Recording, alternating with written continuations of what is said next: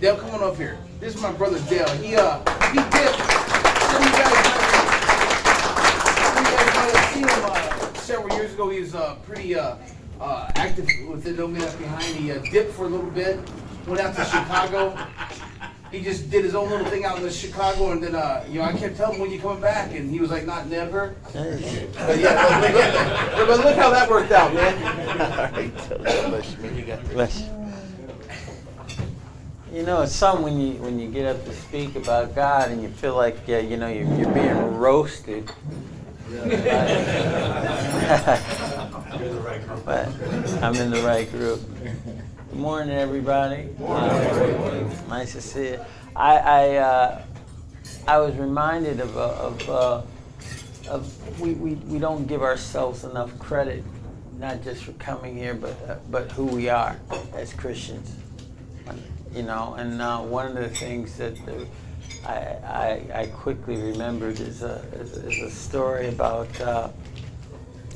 there's this guy in his I don't know him personally, but I read his story. His grandfather gave him a revolver, and he said, never sell this gun. Whatever you do, don't sell this gun. He wasn't very smart. He ended up robbing a bank. Got $2,000 for the bank, and it's a federal crime when you rob a bank. So when there's a federal crime and there's a gun involved, what they do is they destroy the gun. He got $2,000 for the robbery. This was a rare revolver his grandfather gave him, and it was worth $160,000. So again, he didn't know what he had, and it's like, grandfather's probably in heaven saying, "You ass, I told you not to sell that," and it just so I have my little coin.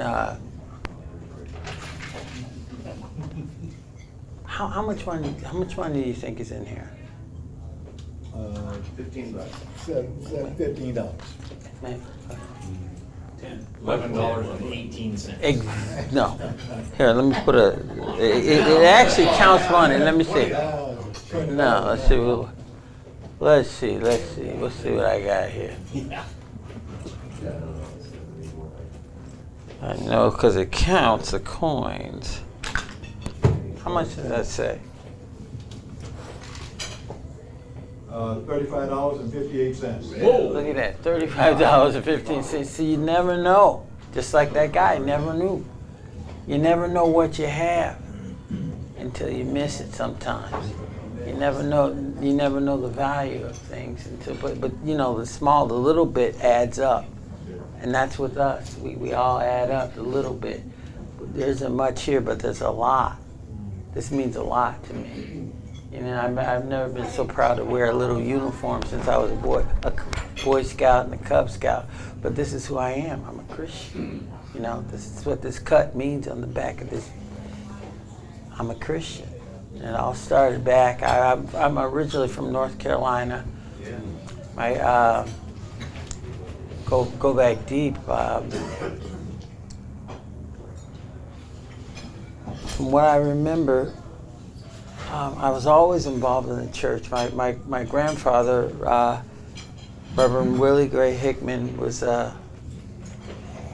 born on what used to be a plantation, and when slavery was ended, everybody still stayed, and we kept. It was called Hickman Hill. They tore down the plantation. We had 2 cemeteries there, and my family built a church on that land. My grandfather was he was the head of the NAACP down in North Carolina. Walked and marched with Martin Luther King. Went to jail with Mr. King, and had many black dignitaries in his home, and stayed there when things weren't too well for us. But I remember the story of my grandfather when he moved off of the land. he built a house for my grandmother, and the man who lived next door to him watched him build the house brick by brick and put the door in. And the next day, after he put the door in, he was ready to move in, the man says, "Hickman, you're over." My grandfather said, "What do you mean?" He surveyed the land and he said, but he already knew that the surveyor was wrong. He made my grandfather tear down the house before my grandmother ever even moved into it. Just tear down the whole thing. Wouldn't sell him the land. Tear it down, because no blacks had lived on that side of the property before. I remember asking my grandfather, "Weren't you mad? Didn't you want to shoot him?" And he goes, "Exactly." He goes, "But the devil, the devil comes at you every day." And that's how I handled it. And I was like, I was wondering to myself, where did you get that forgiveness from? And I wondered to myself, is that inside of me, that forgiveness? And as a little kid, I was 9 years old. I was like, no, I would have threw a brick at him. The ones that I tore down from my house, I would have put them through his house. And he goes, that's exactly what he wanted me to do. He goes, that man wanted to keep me as evil as possible. And he goes, but nothing could separate me from God.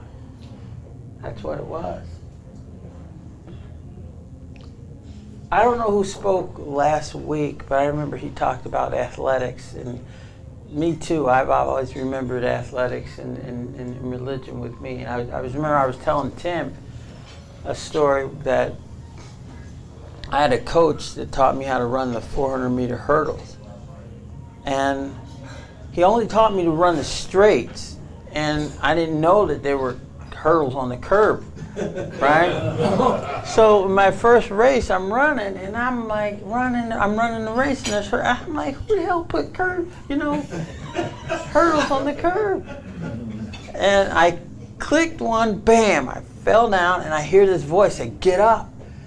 And it was like it was almost like my dad, and I got up, wasn't that fast. I got up. I remember I said a couple cuss words, but I got up. I finished the race, and I'm running, and I finally finished the race. That was the longest last straight, I'm telling you. So I finished the race, and I was like, oh my goodness, I can't believe this.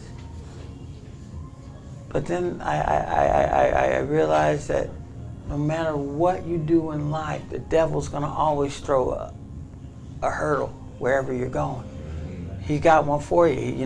Just when you think it's over, there's going to be a hurdle, and you have to overcome it. Just remember the end of the race. Just remember the end of the race, and so now I've advanced. Now it's a state meet, and there was a kid named J.C. Love. I remember J.C. Love. He was an all-state running back, and this guy ran the hurdles like nobody else. And at the end of the race, J.C.'s running, and he gets down to the last hurdle, bam, falls down. And I was like, I almost wanted to cry for him, but he laid down and he stayed down. You got to get up. I was praying for him. I was like, man, get up. I was like, get up, get up. He didn't get up. He did not get up. And I was like, that's your own fault. You didn't have it. You can get up with God in your heart. You can get up from anything. In the movies, you always see a guy get shot and he gets up one time, makes that one last cry. I don't know but he gets up. You got to get up. You don't get up, you deserve to stay down. ask God for it, but you got to get up. You got to get up. But here's the thing. I remember there was this kid named Toodle. We call him Toodle because Toodle the turtle. He was the slowest hurdler in the world. He's running the highs. And that year in Illinois, they had they had in the nation the top hurdlers. And one thing about Tula, he always finished the race, but the guy, I mean, you could time him by a calendar. He was slow. This guy was really slow. So I walked past him. I said, "Good luck," and I good luck. And his dad was, I mean, this enthusiastic guy, and he goes, "Yeah, my dad's over there praying." And I go, "What?" And I go, "Man, you got this." I go, "You'll be okay. You'll be okay." And he goes, "Look at me." And I go, "Yeah." And he goes, "You notice something?" I go, "Yeah, dude, you're in this state final. How the hell did you get here?" And he goes, "I don't belong here." And I go, "Yeah, you do. You belong here. You belong here." And one thing about hurdles is you lean forward like this, right? And what happened was all these guys came out so fast. And some guys were left-handed, some guys were right-handed. The two fastest guys got tangled up. They pulled each other back, right? Bam, they pulled each other back. And three other guys were running beside him. This guy falls down. So he seizes his opportunity. Tula's just going like this. Bam. He's hitting all his hurdles. He knocks the hurdles over. Right? By the way, Toodle's dad didn't even watch the race. He's praying. Seriously, his dad's over praying like this, right? And I'm watching him, and I look at his dad, and I'm watching him, and this guy's just as solemn as he can be. Toodle's knocking the hurdles over, right? Two guys go out of their lane. Toodle wins the race. The slowest time in state history. The slowest time, right? And I'm thinking, wow. You know? He never went down. He prayed. And I was like, maybe I was right. I was right. Toodle had a better chance than I thought he did anyway. You know? So that was athletics in Illinois, but I ended up wrestling as well, and I could never lose in overtime because I thought I was Samson, and I wasn't very strong, but I told my coach, I psyched myself, I go, Samson got all his power from God in overtime. And I don't know if any of you ever wrestled, but I'm telling you, that is a tough sport. And if you can catch your breath, you better hold on to it because it's going to be gone in a second. It's the toughest sport in the world. And I remember whenever I would always say, you can't beat me, I'm in overtime, I'm Samson. My coach would always say, he goes, I don't know why this works for you in overtime. I would get so much more energy. I was like, David, Goliath, Samson, that's me. That's my thing. That's what I do in overtime. I would take these guys to overtime. As soon as it hit overtime, I'd get down to my knees and I'd say, I'd say a prayer. And I'd always win. Because I thought I was Samson. I thought that's where I got my power. And I did. I got my power from God. But I'm sorry I'm talking I'm just trying to remember stories in my life about my testimony and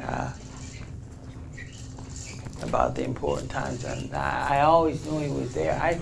My thing with me is I knew, I thought I was just lucky. But actually I was blessed. I never knew how blessed I was to walk with people, with God in my life. It's like the story of.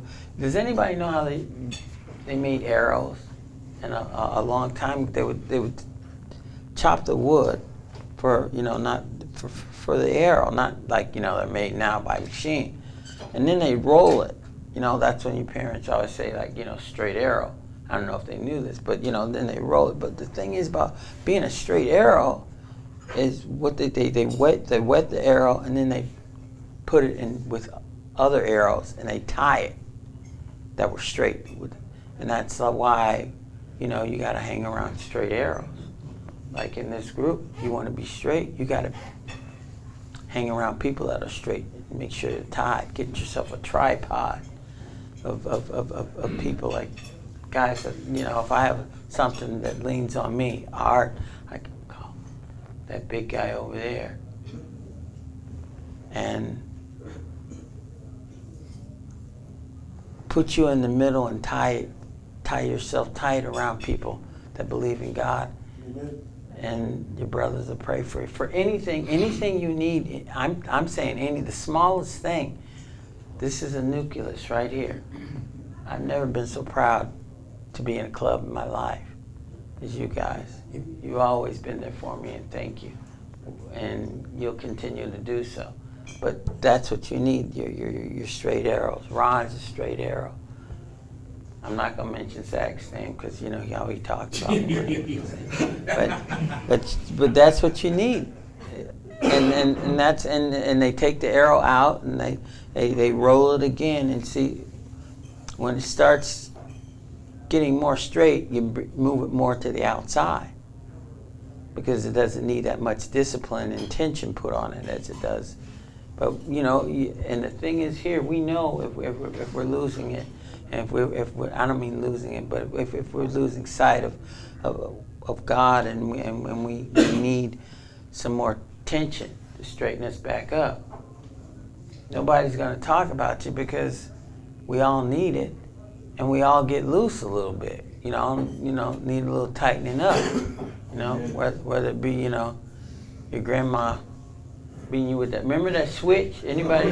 Well, you're from Texas, sir. I know you know what a switch is. Yes, but all too well. Right, but when they send you out to get your own switch, that's part of the whole. That's the worst part. That's the worst part. Go get your own switch.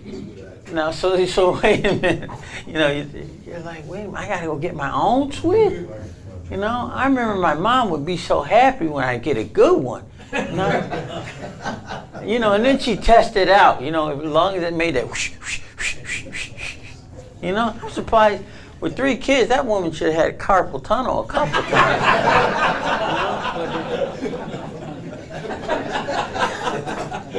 You guys know what I'm talking about. My grandmother even called it TTAU. That means tear that ass up. So, that was... You didn't want none of that, boy. And they could even talk between the licks, and I told you not to. But you guys know what I'm talking. Bring back memory. Isn't that amazing? You how much it hurt, and you smile about it. Yeah, I remember those days.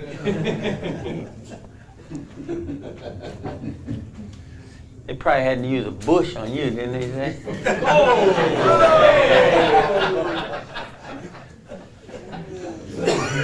was never that bad. Yeah. But moving from North Carolina to Chicago is quite a culture shock. You go from temperatures to what survives in 30 below zero? I ask you. God just shouldn't put people there. You're just like, because I remember the first time, I'm in Chicago, I'm 10 years old.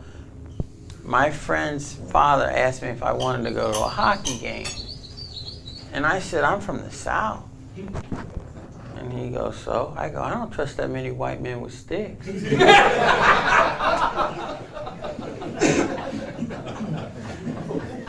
Huh? You know. And it wasn't a switch. But and she, it gets so cold there. The first thing you do when it gets 30 below, you turn your air conditioner on. And people think that you just do it. No, you turn your air conditioner on because that's heat. At that time, but I was always in the church, and I was an altar boy when I was little, and because if I was an altar boy, I could wait to go. I didn't have to go to Sunday school. I could just go to church early. But that got me out of like an hour earlier going to Sunday school and then going there. So it was like, time restraints, No, it wasn't. I just didn't want to go to church that early when I was a little kid. But somehow, with my mom and that switch, and my dad who was in the Marine Corps, I got away with nothing when I was a kid. It was a great life though, because like Zach said, my mom was always, and she always, your mom's voice, you can hear your mom's voice, and she would always tell me, it can always be worse. Thank the Lord's in your life.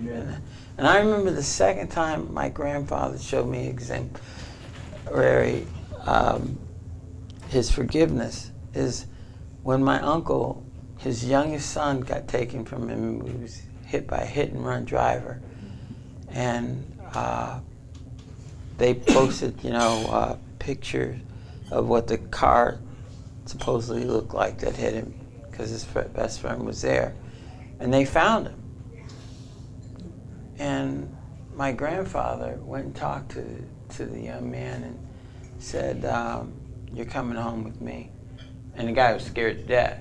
But he said no, because my son was coming home at the time, and he was going to meet his mother for breakfast. So you're coming home and you're going to have breakfast with my wife. And they forgave him. And I was like, wow, I hope I could have that. I hope nothing happens to me where I have to show that much forgiveness. And nothing ever has, thank God. But I said, if that man could just show that much forgiveness to all that's, and I haven't even touched on, what happened to people in the South of the forgiveness they had to show, and with my family. But just find the flags in your life that mean something to you, and always head towards them, because we say a common saying is keep your eye on the prize.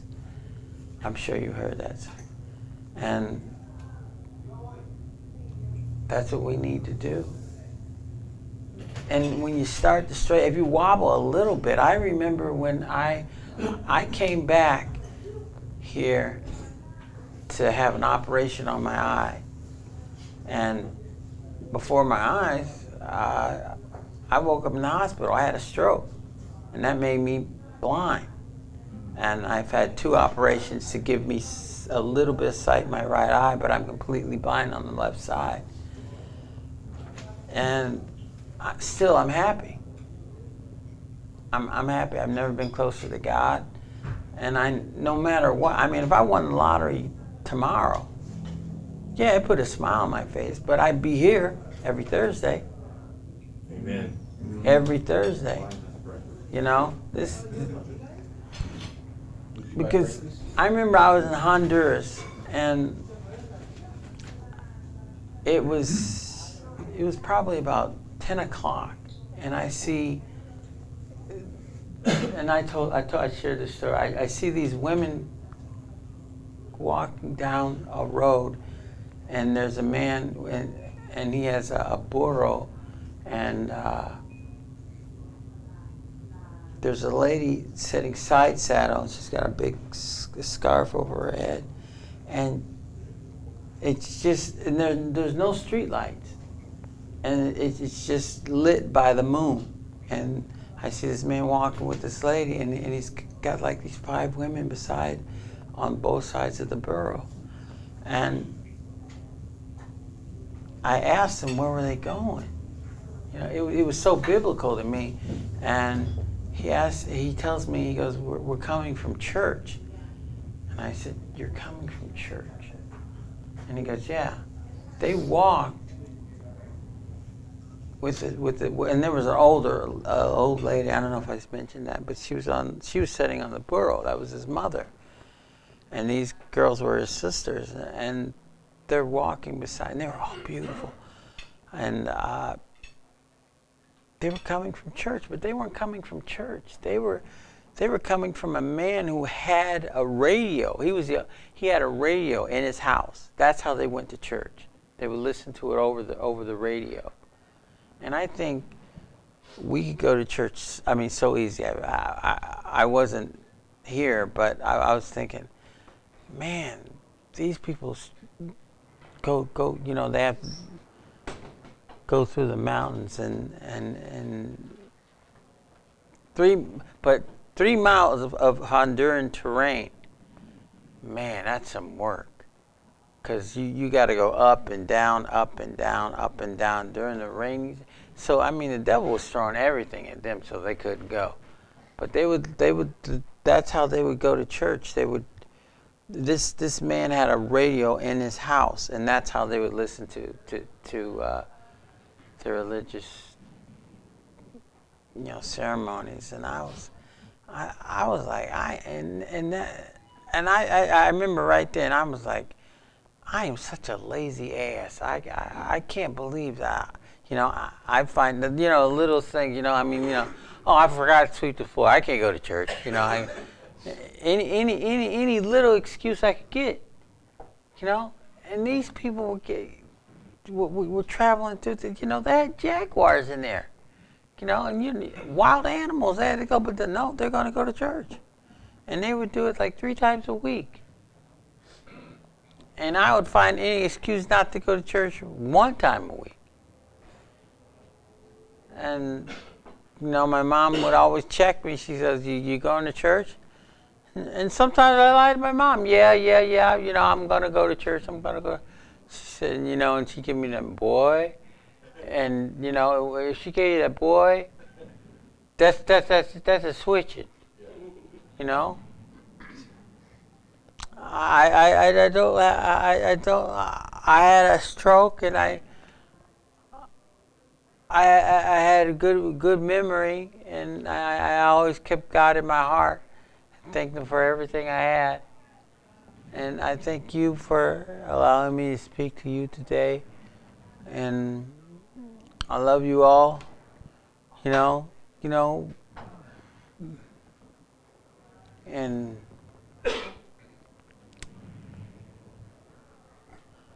I don't know. I don't know where I'm going sometimes, but when I get there, I always have God in my heart. And don't forget who we are while we're here.